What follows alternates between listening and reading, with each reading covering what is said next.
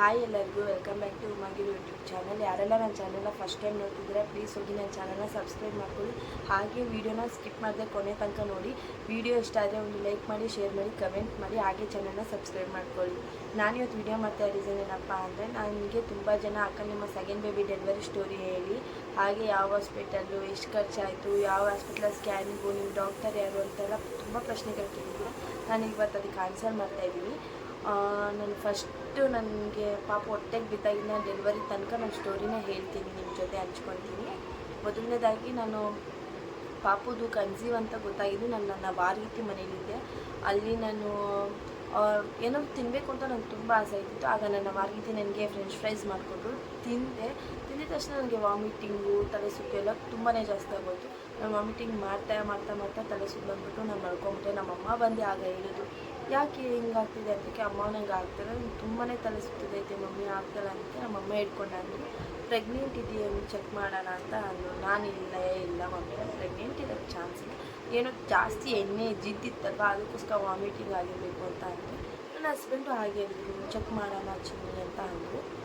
ನಾನು ಆಯಿತು ಅಂತ ಹ್ಞೂ ಅಂದಿದ ತಕ್ಷಣ ಅವ್ರು ಕೆಳಗಡೆ ಗುಡು ಅಂತ ಹೊಡೋದ್ರು. ಏನಕ್ಕೆ ಕೆಳಗಡೆ ಮೆಡಿಕಲ್ ಇದೆ, ಹೋಗಿ ತೊಗೊಂಬಂದು ಕೊಟ್ಟರು. ನನಗೆ ಕುತೂಹಲ, ಏನಪ್ಪ ಏನಾಗುತ್ತೆ ಅನ್ನೋ ಫುಲ್ ಖುಷಿ. ನಾನು ನೈಟೆಲ್ಲ ನನಗೆ ನಮ್ಮ ಮಮ್ಮಿ ನನ್ನ ಹಸ್ಬೆಂಡ್ಗೆ ನಿದ್ದೆನೇ ಬಂದಿಲ್ಲ.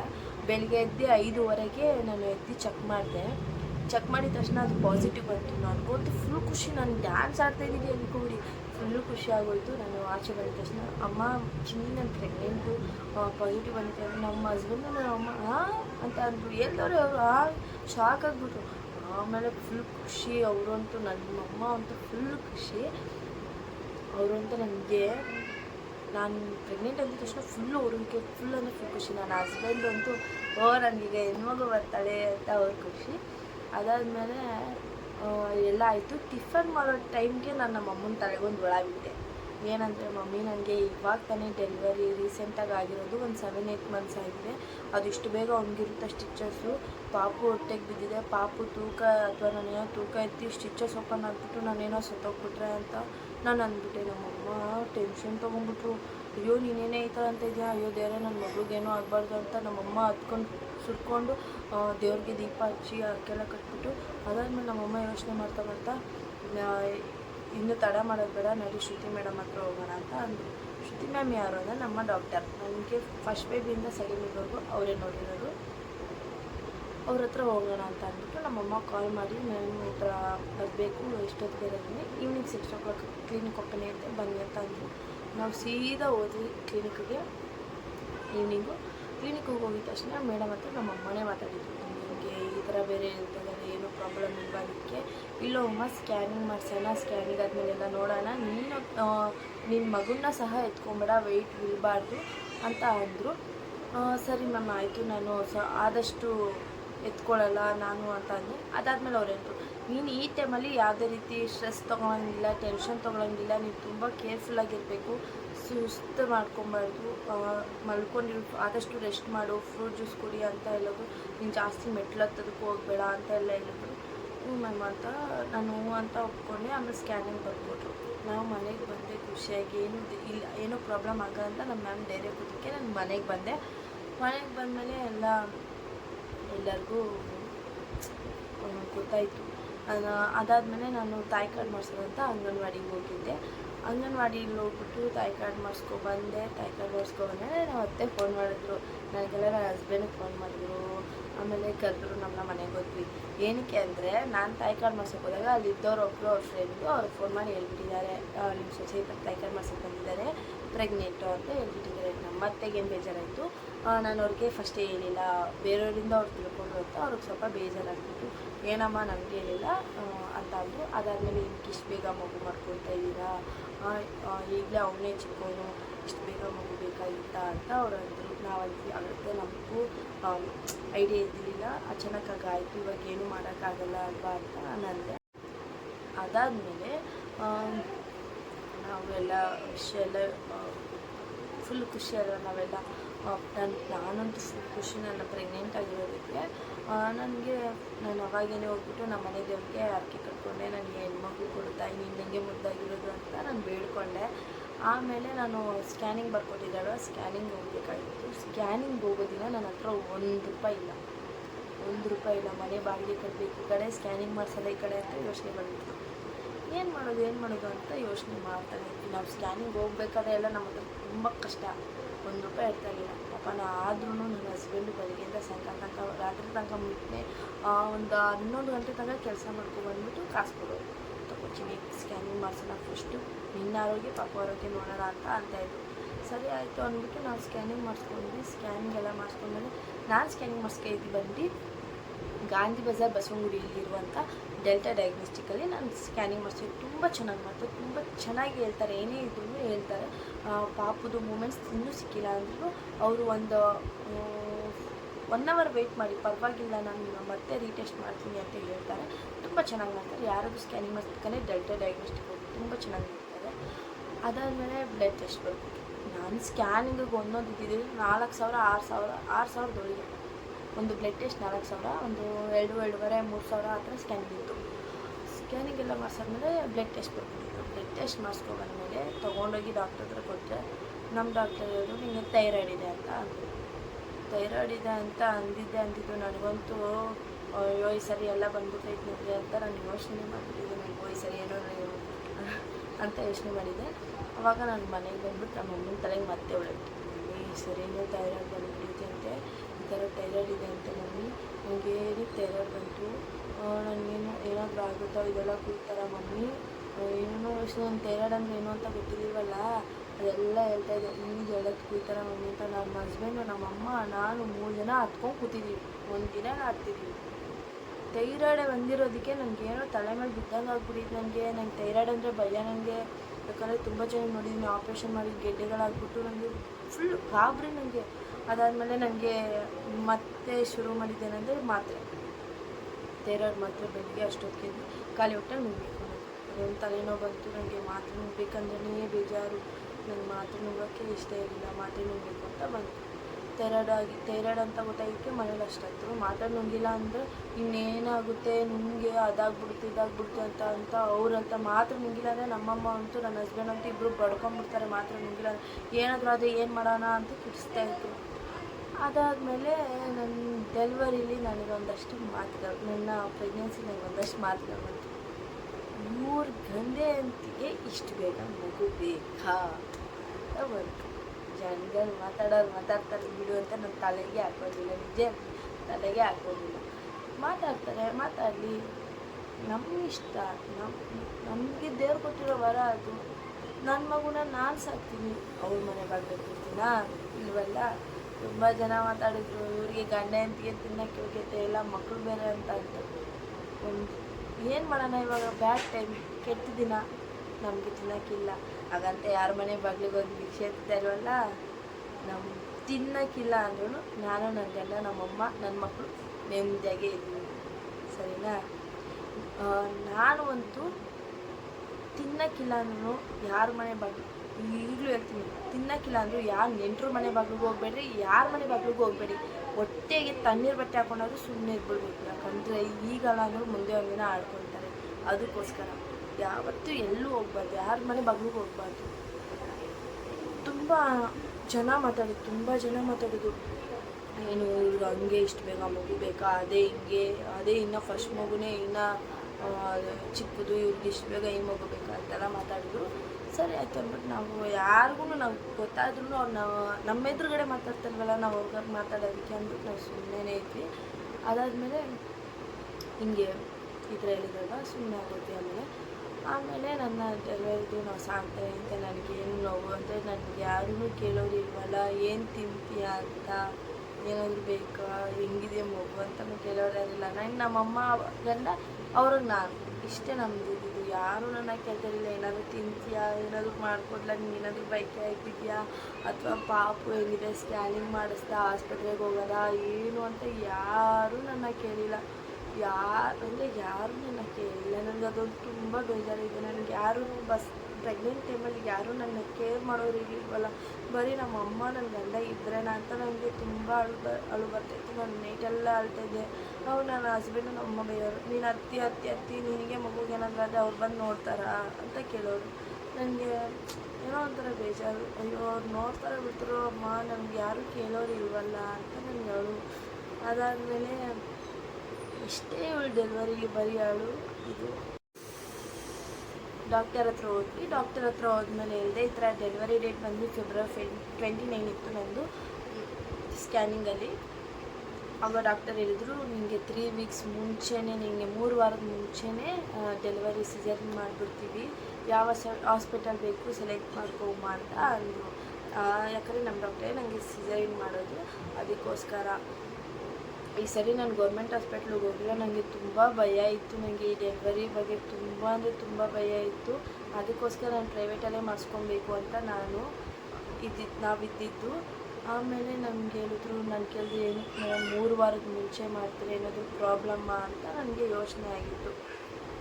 ಆಗ ನನಗೆ ಹೇಳಿದ್ರು, ಇಲ್ಲ ಉಮಾ, ಫಸ್ಟ್ ಬೇಬಿದು ಸ್ಟಿಚಸ್ಸು ಇನ್ನೂ ಹಸಿಯಾಗಿರುತ್ತೆ, ಅದು ಪಾರ್ಟ್ಸ್ ಎಲ್ಲ ಕಚ್ಕೊಂಡಿರುತ್ತೆ ಕರ್ಲು ಎಲ್ಲ, ಅದಕ್ಕೋಸ್ಕರ ಸ್ವಲ್ಪ ಆರಾಮಾಗಿ ಮಾಡಬೇಕು. ಪಾಪು ವೆಯ್ಟ್ ಜಾಸ್ತಿ ಆಗಿ ಮುಂಚೆನೇ ಮಾಡಬೇಕು, ನಿಮಗೆ ಬ್ಲಡ್ ಕಡಿಮೆ ಇತ್ತು, ಅದಕ್ಕೋಸ್ಕರ. ಸರಿ ಮ್ಯಾಮ್ ಆಯಿತು ಅಂತ ನಾವು ಅಂತ ಅಂದ್ವಿ. ನಾವು ಹಾಸ್ಪಿಟಲ್ ಸೆಲೆಕ್ಟ್ ಮಾಡಬೇಕಾದ್ರೆ ನಮಗೆ ಓವಮ್ಮು, ಕುಸುಮ ಆ ಥರ ಎಲ್ಲ ಸೆಲೆಕ್ಟ್ ಆಯಿತು. ಅದನ್ನು ನಾನು ಮೇನಾಗಿ ಸೆಲೆಕ್ಟ್ ಮಾಡಿದ್ದಂದರೆ ಕುಸುಮ. ಯಾಕಂದರೆ ನಮ್ಗೆ ಹತ್ರ ಇದೆ, ನಿಯರ್ ಬೈ ಇದೆ, ಅದಕ್ಕೋಸ್ಕರ ನಾವು ಕುಸುಮ ಸೆಲೆಕ್ಟ್ ಮಾಡಿದ್ವಿ. ಕುಸುಮಾಗೆ ಹೋದ್ವಿ ನೋಡ್ಕೊಂಬರೋದಕ್ಕೆ ನಾವು ಹೆಂಗಿದೆ ಫೆಸಿಲಿಟೀಸ್ ಅಂತ. ಫೆಸಿಲಿಟೀಸ್ ಅಂತೂ ಸೂಪರಾಗಿದೆ, ಒಂಚೂರು ಬೆಟ್ ಮಾಡೋಂಗಿಲ್ಲ, ಅಷ್ಟು ಚೆನ್ನಾಗಿದೆ. ನಾವು ಸ್ಪೆಷಲ್ ರೂಮ್ನ ಸೆಲೆಕ್ಟ್ ಮಾಡ್ಕೊಂಡ್ವಿ. ನಾವು ಪ್ಯಾಕೇಜ್ ರೀತಿ ಹೋಗಿದ್ವಿ, ನಮ್ಮ ಪ್ಯಾಕೇಜ್ ರೀತಿ ನಾವು ಹೋಗಿದ್ವಿ. ಎಷ್ಟೆಷ್ಟು ಖರ್ಚಾಯ್ತು ಅಂತ ಡೆಲಿವರಿ ಎಲ್ಲ ಆದಮೇಲೆ ಹೇಳ್ತೀವಿ. ಪ್ಯಾಕೇಜ್ ರೀತಿ ಹೋದ್ವಿ. ನಮಗೆ ಸ್ಪೆಷಲ್ ರೂಮು, ನಾನೊಬ್ಬಳೇ ಪೇಷೆಂಟಲ್ಲಿ ಹೋದ್ವಿ, ಎಲ್ಲ ಸೆಲೆಕ್ಟ್ ಆಯಿತು. ನಾವು ಬಂದ್ವಿ, ನೋಡ್ಕೊಂಡು ಬಂದ್ವಿ. ನಾವು ಡಾಕ್ಟ್ರಿಗೆ ಹೇಳಿದ್ವಿ, ನಾವು ಕುಸುಮ ಹಾಸ್ಪಿಟಲ್ ಸೆಲೆಕ್ಟ್ ಮಾಡಿದ್ದೀವಿ, ಅದೇ ಇರಲಿಕ್ಕೆ. ಸರಿ ಅಮ್ಮ ಡೇಟ್ ಸೆಲೆಕ್ಟ್ ಮಾಡೋ ಅಂದರು. ಡೇಟ್ನ ನಾನು ನನ್ನ ಹಸ್ಬೆಂಡು, ನಮ್ಮ ಯಜಮಾನ್ರವರ ಅಜ್ಜಿ ತಾತ ಅಂದರೆ ಅವ್ರನ್ನ ಕೇಳಿದ್ವಿ, ಯಾವಾಗ ಅಜ್ಜಿ ಮಾಡ್ಕೊಳ್ಳೋದು ಡೆಲಿವರಿದು ಅಂತ ಅಂದಾಗ ಫೆಬ್ರವರಿ 14 14ನೇ ದಿನ ತುಂಬ ಚೆನ್ನಾಗಿದೆ ಅಮ್ಮ, ಅವತ್ತು ಮಾಡಿಸ್ಕೊ ಅಂತ ಅಂದರು. ಅಂದರೆ ಬೆಳಿಗ್ಗೆ 9 ಗಂಟೆಯಿಂದ 11 ಗಂಟೆ ಒಳಗಡೆ ಡೆಲಿವರಿ ಮಾಡಿಸ್ಕೊ, ಇನ್ನೂ ಟೈಮ್ ಚೆನ್ನಾಗಿದೆ ಅಂತ ಅಂದರು. ಅದಾದಮೇಲೆ ನಾವು ಡಾಕ್ಟ್ರಿಗೆ ಹೇಳಿದ್ವಿ ಈ ಥರ ಅಂತ. ಅದಕ್ಕೆ ಅವರು 14ನೇ ತಾರೀಕಿಗೆ OPD ಆಪ್ರೇಷನ್ ಥಿಯೇಟರ್ನ ಬುಕ್ ಮಾಡಿದ್ರು. ಬುಕ್ ಮಾಡಿದ್ಮೇಲೆ ನನಗೆ ಫೋನ್ ಮಾಡಿ ಹೇಳಿದ್ರು, ಅಮ್ಮ ಈ ಥರ ಫೆಬ್ರವರಿ 14 ಬೆಳಿಗ್ಗೆ 6 ಗಂಟೆಗೆ ನೀನು ಹಾಸ್ಪಿಟ್ಲಿಗೆ ಬಾ ಅಂತ ಅಂದರು. ಸರಿ ಆಯಿತು ಅಂದ್ಬಿಟ್ಟು ನಾನು ಮುಖ್ಯ ಡಾಕ್ಟರ್ ಅಂತ ಅಂದು. ಅದಾದಮೇಲೆ ನನಗೆ ಬೆಳಗ್ಗೆಗೆ ನಾನು ಒಂದು 5 ಗಂಟೆಗೆ ಎದ್ದು ಸ್ನಾನ ಎಲ್ಲ ಮಾಡ್ಕೊಂಡು ದೇವ್ರ ಪೂಜೆ ಮಾಡಿಕೊಂಡು ಹಸ್ಬೆಂಡ್ ಕ್ಯಾಬ್ ಬುಕ್ ಮಾಡಿದ್ರು. ನಾನು, ನನ್ನ ಅಮ್ಮ, ನನ್ನ ಫ್ರೆಂಡ್ ಐಶು, ನನ್ನ ಮಚ್ಚ ಮತ್ತು ನನ್ನ ಹಸ್ಬೆಂಡು ಇಷ್ಟು ಜನನು ಹೋದ್ವಿ ಹಾಸ್ಪಿಟ್ಲ್ ಹತ್ರ. ಹಾಸ್ಪಿಟ್ಲಿಗೆ ಹೋಗಿದ ತಕ್ಷಣ ಅವರೆಲ್ಲ ಬಿಲ್ಲಿಂಗ್ ಮಾಡ್ಸೋಕೆ ಹೋದರು. ನಾನು ಒಬ್ಬರೇ ಕೂತಿದ್ದೆ. ನನಗೆ ತುಂಬ ಭಯ ಇದ್ದಿದ್ದೆ. ನಾನು ಸತ್ತೋಗ್ಬಿಡ್ತೀನಿ ಅಂತ ಭಯ ಇತ್ತು ನನಗೆ. ಯಾರ ಹತ್ರ ನಾನು ಹೇಳ್ಕೊತಿದ್ದೆ ನಾನು ಸತ್ತೋಗ್ಬಿಡ್ತೀನಿ ಅಂತ ತುಂಬ ಭಯ ಇತ್ತು. ಏನಕ್ಕೆ ನಿಮಗೆ ಗೊತ್ತು ಸಿಸೇರಿಯನ್ ಅಂದರೆ ತುಂಬ ಭಯ ಆಗುತ್ತೆ ಅಂತ, ಯಾರಿಗೆ ಏನಾಗುತ್ತೋ ಅಂತ. ಅದ್ರಲ್ಲಿ ಬೇರೆ ನನ್ನ ಜಾತಕದಲ್ಲಿ ಸ್ವಲ್ಪ ಪ್ರಾಬ್ಲಮ್ ಇದೆ ಅಂತ ಬಂದಿತ್ತಲ್ವ, ಅದಕ್ಕೋಸ್ಕರ ನನಗೆ ತುಂಬ ಭಯ ಆಗಿತ್ತು. ನನಗೆ ಒಂಥರ ಆಗ್ಬಿಟ್ಟಿತ್ತು, ಅಯ್ಯೋ ನನಗೆ ಏನಾದರೂ ಆಗ್ಬಿಡುತ್ತಾ ಅಂತ ತುಂಬ ಭಯ ಇತ್ತು. ಆಗ ನಾನು ಒಬ್ಬಳೇ ಕೂರಂತೆ, ನಮ್ಮಮ್ಮನಿಗೆ ಯಾರು ನನಗೆ ಬಿಟ್ಟರೆ, ನನ್ನ ಹಸ್ಬೆಂಡ್ಗೆ ಯಾರು, ನನ್ನ ಮಕ್ಕಳು ನನ್ನ ತಾಯಿಲ್ದಿರೋ ಅನಾಥ ಆಗಿಬಿಡ್ತಾರ, ಅಯ್ಯೋ ನನಗೆ ಏನಾಗ್ಬಿಡುತ್ತೆ ಅಂತ ನನಗೆ ತುಂಬ ಭಯ ಇದ್ದೆ. ನಮ್ಮಮ್ಮನೂ ನನ್ನ ಎದುರುಗಡೆ ಅಳ್ತಾಯಿರಲಿಲ್ಲ, ನನ್ನ ಹಸ್ಬೆಂಡು ನನ್ನ ಎದುರುಗಡೆ ಅಳ್ತಿರಲಿಲ್ಲ, ತುಂಬ ಇದಾಗ್ಬಿಡ್ತೀನಿ ಅಂತ. ಆಮೇಲೆ ನನ್ನ ಕರ್ಕೊಂಡೋದ್ರು ಆಪ್ರೇಷನ್ ಥಿಯೇಟ್ರಿಗೆ ಕರ್ಕೊಂಡೋದ್ರು. ನನಗೆ ಕರ್ಕೊಂಡೋದ್ರು ನನಗೆ ಫುಲ್ಲು ಭಯ ಆಗ್ತಿತ್ತು. ನನ್ನನ್ನು ನೋಡೋಕ್ಕೆ ಯಾರೂ ಬಂದಿಲ್ಲ, ನನ್ನ ಮಗಳನ್ನ ನೋಡೋಕ್ಕೂ ಯಾರೂ ಬಂದಿಲ್ಲ, ನಮ್ಮ ಅತ್ತೆ ಮಾವನೂ ಬಂದಿಲ್ಲ, ನನ್ನ ಯಾರು ನೋಡೋದಕ್ಕೆ. ನಮ್ಮ ಏನು ಬೇಜಾರೋ ಯಾರಿಗೂ ಗೊತ್ತಿಲ್ಲ, ಯಾರೂ ಬಂದಿಲ್ಲ ನಮ್ಮನ್ನ ನೋಡೋದಕ್ಕೆ. ನನ್ನ ಮಕ್ಕಳು ನೋಡೋಕ್ಕೂ ಯಾರೂ ಬಂದಿಲ್ಲ. ನನಗೆ ತುಂಬ ಬೇಜಾರಾಯ್ತು, ಅದು ಇದುವರೆಗೂ ಇದೆ ನನಗೆ ಬೇಜಾರು. ನನ್ನ ಮಕ್ಕಳಿಗೂ ಯಾರೂ ಇಲ್ವಲ್ಲ ಅಂತ. ಕರ್ಕೊಂಡೋಗಿ ಆಪ್ರೇಷನ್ ಥಿಯೇಟ್ರಿಗೆ ಕರ್ಕೊಂಡೋಗ್ಬೇಕಾದ್ರೆ ನಮ್ಮ ಅಮ್ಮನ ನನ್ನ ಹಸ್ಬೆಂಡ್ ನೋಡ್ಕೊಂಡು ಹೋದೆ. ನನಗೆ ಒಳಗಡೆ ಅವ್ರು ಕರ್ಕೊಂಡೋದ್ಮೇಲೆ ನನಗೆ ಭಯ ಆಗಿದೆ, ಅಯ್ಯೋ ಸತ್ತೋಗ್ಬಿಡ್ತೀನಿ ನನಗೆ ಸಿಸೇರಿಯನ್ ಆದಮೇಲೆ. ನನ್ನ ಮಗುನ ಸತ್ತೋದ್ಮೇಲೆ ನನ್ನ ಮಗು ಹುಟ್ಟಿದ್ಮೇಲೆ ನನ್ನ ಮಗು ಮುಖನ ನೋಡೋಕ್ಕಾಗಲ್ಲ, ನಮ್ಮ ಅಮ್ಮ ಅಪ್ಪನ ನೋಡೋಕ್ಕಾಗಲ್ಲ, ನನ್ನ ಹಸ್ಬೆಂಡ್ನ ನೋಡೋಕ್ಕಾಗಲ್ಲ, ನನ್ನ ಆಚೆ ಆಗಿ ಕರ್ಕೊಂಡೋಗ್ಬಿಡ್ತಾರೆ. ನನಗೆ ಅವ್ರನ್ನ ಬಿಟ್ಟು ನನಗೆ ಡೆಲಿವರಿ ಮಾಡಿಸ್ಕೊಳ್ಳೋಕ್ಕೆ ಇಷ್ಟ ಇರಲಿಲ್ಲ. ನನಗೆ ಸತ್ತೋಗ್ಬಿಡ್ತೀನಿ ನನಗೆ ಭಯ ಬಂದುಬಿಟ್ಟಿತ್ತು. ಅದಾದ್ಮೇಲೆ ಕರ್ಕೊಂಡೋದ್ರು. ಮ್ಯಾಮ್ ಬಂದರು, ಏನೂ ಆಗಲ್ಲ ಅಮ್ಮ, ಧೈರ್ಯವಾಗಿರು ಅಂತ ಅಂದರು. ನಾನು ಆಗಿಲ್ಲ, ಎಲ್ಲ ಆಯಿತು, ಡೆಲಿವರಿ ಆಯಿತು, ಪಾಪು ಹುಟ್ಟಿತು. ನನಗಂತೂ ಏನೂ ಆಗಿಲ್ಲ, ಬಿ ಸ್ಟ್ರಾಂಗ್ ಅಂತ ಇಲ್ಲ. ನಾನು ಅವಾಗ ನಿಜ ಹೇಳ್ತೀನಿ, ನನ್ನ ಪಾಲಿಗೆ ಶ್ರುತಿ ಮ್ಯಾಮ್ ಒಬ್ಬರು ದೇವ್ರ ಥರ ನನ್ನ ಪಾಲಿಗೆ ಬಂದರು. ಹೇಳ್ದಂಗೆ ನನಗೇನು ಆಗ್ತಿಲ್ದೆ ನಂಗೆ ಕಾಪಾಡಿದ್ರು. ಅದಾದಮೇಲೆ ನಮ್ಮದು ಡೆಲಿವರಿ ಎಲ್ಲ ಆಯಿತು. ಪಾಪು ಹೆಣ್ಮಗು ಅಂದಿದ ತಕ್ಷಣ ಫುಲ್ ಖುಷಿಯಾಗಿದ್ದೆ ನಾನು ಫುಲ್ ಖುಷಿಯಾಗಿದೆ. ನನ್ನ ಹಸ್ಬೆಂಡು ನನ್ನ ಅಮ್ಮ ಆಚೆ ನಿಂತ್ಕೊಂಡು ಅಳ್ತಾಯಿದ್ರು. ನಮ್ಮಮ್ಮ ಅಳ್ತಾಯಿದ್ದಿಂದ ನನಗೊಂದು ವೀಡಿಯೋ ನನ್ನ ಫ್ರೆಂಡ್ ಮಾಡ್ಕೊಂಡಿದ್ದಾಗ ನಾನು ನೋಡಿದ್ದೀನಿ. ನಮ್ಮಮ್ಮ ಹಸ್ಬೆಂಡ್ ಇಬ್ಬರು ಅಳ್ತಾಯಿದ್ದಾರೆ. ಅದಾದಮೇಲೆ ನಮ್ಮದೆಲ್ಲ ಪಾಪು ಎಲ್ಲ ಆದಮೇಲೆ ನಮಗೆ ಅನಸ್ತೇಷಿಯಾ ಕೊಟ್ಟಿದ್ದರಿಂದ ನಂಗೆ ಪ್ರಜ್ಞೆನೇ ಇಲ್ಲ. ನಾನು ಫಸ್ಟ್ ಪ್ರೆಗ್ನೆನ್ಸಿ ಆಪ್ರೇಷನಲ್ಲಿ ನಮ್ಮ ಅಣ್ಣನ ಮಲ್ಲಿ ಅಂತ ನೆನೆಸ್ಕೊತಿದ್ದೆ. ಈ ಸರಿ ಸೆಕೆಂಡ್ ಪಾಪದ್ದು ಸೀಸನ್ನಲ್ಲಿ ಬುಷಿ ಅಂತ ನೆನೆಸ್ಕೊತಾ ಇದ್ದೆ. ನನಗೆ ಬುಷಿನ ನೋಡೋ ತನಕ ನಂಗೆ ನೆಮ್ಮದಿ ಇದ್ದಿಲ್ಲ. ಯಾಕಂದರೆ ನಾನು ಹೇಳಿದ್ನಲ್ಲ, ನನಗೆ ಆಪ್ರೇಷನ್ ಥಿಯೇಟ್ರಿಗೆ ಹೋಗೋಕ್ಕೆ ಮುಂಚೆ ನಾನು ಸತ್ತೋಯ್ತೀನಿ ಅಂತ ಭಯ ಇತ್ತು. ಯಾಕಂದರೆ ನನ್ನ ಮಕ್ಕಳು, ನಮ್ಮ ಅಮ್ಮನ, ನನ್ನ ಗಂಡನ, ನಾನು ಹುಟ್ಟೋ ಮಗುನ ನೋಡಿದ್ರೆ ಸತ್ತೋಗ್ಬಿಡ್ತೀನಿ ಅಂತ. ಯಾಕಂದರೆ ನನಗೆ ಅವ್ರನ್ನ ಬಿಟ್ಟರೆ ಇನ್ಯಾರೂ ಇಲ್ಲ, ಇನ್ಯಾರೂ ನೆನೆಸ್ಕೊಳ್ಳೋದಕ್ಕೆ ಆ ಥರ ಯೋಚನೆ ಮಾಡ್ತಿದ್ದೆ.